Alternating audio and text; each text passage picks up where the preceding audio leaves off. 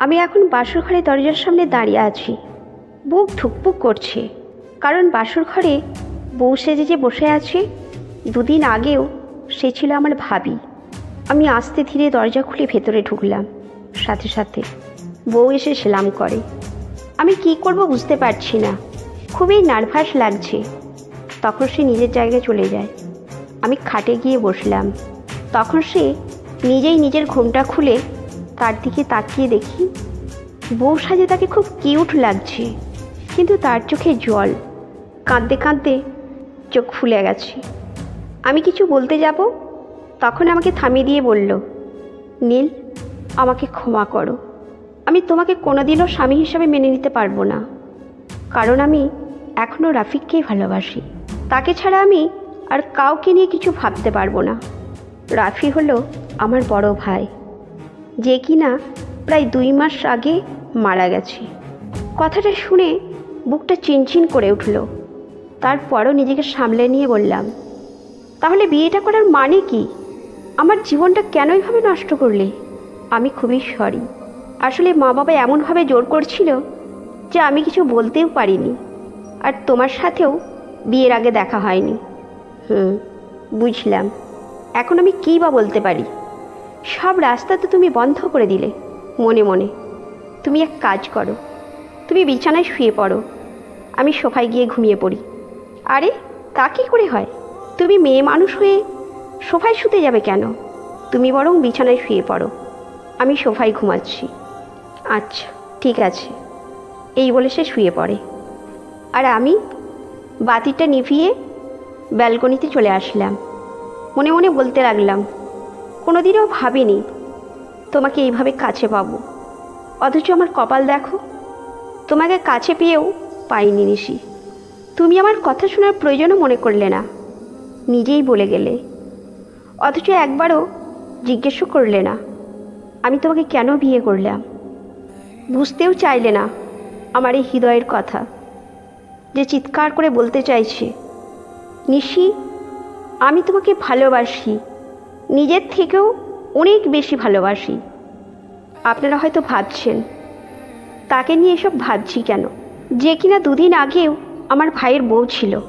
আসলে 2 মাস আগেই আমার বড় ভাইয়ের বিয়ে হয়েছিল। আমার বড় ভাই হলো পুলিশের একজন বড় কর্মকর্তা।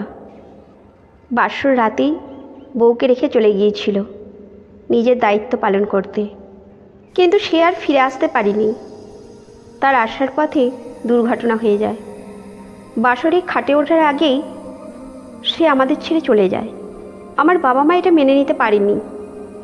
তখন নতুন বউয়ের জীবন যাতে নষ্ট না হয়, সেই জন্য ছোট ছেলেকে দিয়ে আবার বিয়ে করান। এখন আপনাদেরকে বলি যে আমি কি করে নিশিকে আগের থেকে চিনি। 5 বছর আগে আমি অনার্সে প্রথম বর্ষে ভর্তি হয়েছি, 2 মাস আগে। কিন্তু ক্লাসে আজ প্রথম এলাম, কাউকেই চিনি না, তো একেবারে পিছনে গিয়ে বসলাম। কারণ ইতিহাস সাক্ষী পিছনের দিকেই সকল জিনিয়াস জ্ঞানী মানুষরাই অবস্থান করিয়া থাকেন। আর কি ম্যাম আসার আগেই ওদের দলে যুক্ত হয়ে যায়। সবার সাথে ভাব জমাতে লাগলাম। তখনই ম্যামের প্রবেশ। পুরো ক্লাস একেবারে চুপ করে গেছে। ম্যামের চোখ প্রথমে আমার উপরেই পড়ল।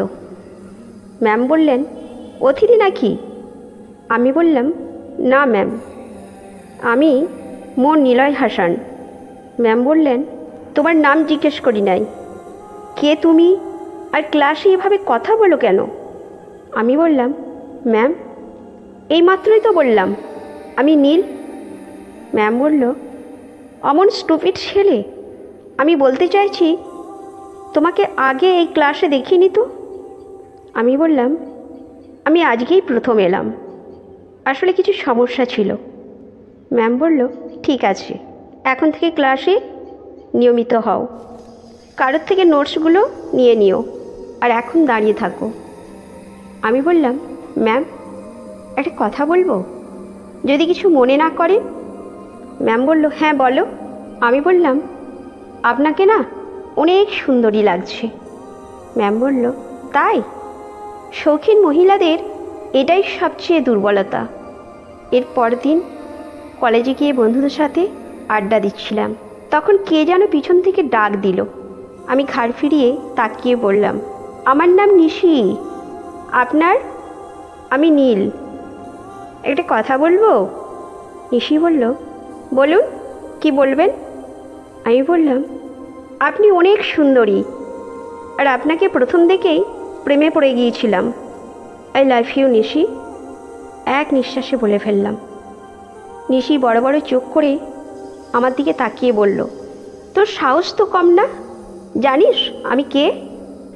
আমি বললাম, দেখো, তুমি কে, তোমার বাবা কি, তাতে আমার কিচ্ছু যায় আসে না, আমি আমার জবাব চাই। নিশি বলল, এই নে জবাব। এই বলে আমার দুই গালে তারপর চলে যায়। ওই দিনকার থেকে নিশির পিছনে লেগেই ছিলাম, কিন্তু প্রতিবারই প্রত্যাখ্যাত হয়েছি, অপমানিত হয়েছি। তাতে কি, ভালোবাসি তো। এইভাবেই কেটে গেল 4 বছর। আজকে কলেজ শেষ দিন। আমি ভাবলাম আজকেই নিশিকে রাজি করাতে হবে। নিশির জন্য অপেক্ষা করতে লাগলাম। একটু পরেই নিশি একটা ক্লাসরুম থেকে বেরিয়ে এলো। তখন আমি এক তোড়া গোলাপ ফুল নিয়ে নিশির সামনে যাই, আর হাঁটু গেড়ে বসে ফুলগুলো এগিয়ে দিয়ে বললাম, নিশি, হবে কি আমার সারা জীবনের সাথী? হবে কি আমার সকালবেলার পাখি? হবে কি বৃষ্টিতে ভেজার সাথী? ধরবে কি আমার হাত আমার হৃদয়ের গহীনে? গড়বে কি তোমার ভালোবাসার বাড়ি? জানি না তোমায় সারা জীবন খুশি রাখতে পারবো কি না, তবে এটা বলতে পারি, মরণের আগে পর্যন্ত তোমার হাতটা ছাড়বো না।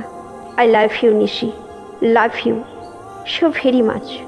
প্লিজ অন্তত আজকে ফিরিয়ে দিও না। আমি তোমাকে সত্যিই অনেক ভালোবেসে ফেলেছি, সেই জন্যই এত কিছুর পরেও তোমার পিছনে পড়ে আছি। নিশি আমার দিকে চোখ বড় বড় করে তাকিয়ে আছে। নিশি হয়তো আজকে এমন কিছু হবে সেটা কল্পনাও করতে পারিনি। নিশি কিছুক্ষণ ওইভাবে চুপ করে আমার দিকে তাকিয়ে আছে।